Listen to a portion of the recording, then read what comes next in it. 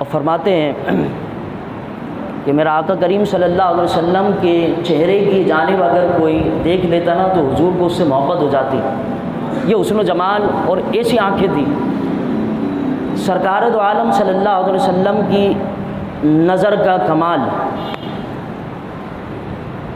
حضرت ابو ہریرہ رضی اللہ تعالیٰ عنہ فرماتے ہیں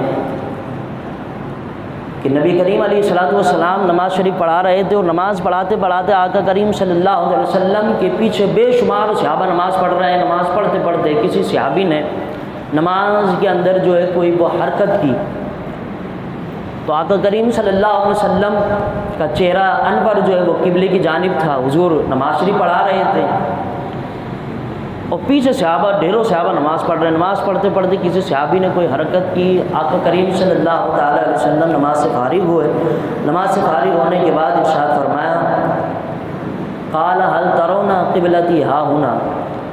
حضور نے فرمایا تم کیا سمجھتے ہو، میں مصطفیٰ جب نماز پڑھاتا ہوں تو آگے دیکھتا ہوں؟ فرمایا واللہ ما یخفی علی رکوعکم ولا خشوعکم۔ فرمایا اللہ کی قسم جس طرح سے میں مصطفیٰ آگے دیکھتا ہوں اسی طرح میں مصطفیٰ پیٹھ کے پیچھے بھی دیکھتا ہوں۔ فرمایا جس طرح میری آنکھیں آگے دیکھتی ہیں میں مصطفیٰ اسی طرح سے پیٹھ کے پیچھے دیکھتا ہوں۔ جس طرح میں آگے دیکھتا ہوں اسی طرح میں مصطفیٰ پیچھے دیکھتا ہوں۔ اب نبی کریم علیہ الصلوۃ والسلام کے پیچھے صحابہ نماز پڑھ رہے ہیں، ایک کے بعد ایک، ایک کے بعد ایک کے بعد ایک کے بعد ایک کے بعد ایک کے بعد۔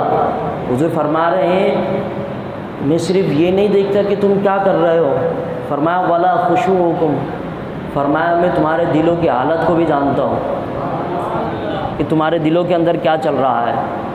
حضور فرماتے ہیں میں تمہارے خشوع کو بھی جانتا ہوں کہ تمہارے دل کے اندر تمہاری کیفیت، تمہارا سرور کتنا نمازوں کے اندر ہے، کتنی چاشنی سے تم اللہ کے حضور کھڑے ہو، میں تمہارے اس حالات کو بھی جانتا ہوں۔ فرمایا یہ نہ سمجھو کہ میں مصطفیٰ صرف بظاہری جو تم حرکتیں کرتے ہو اسی کو جانتا ہوں۔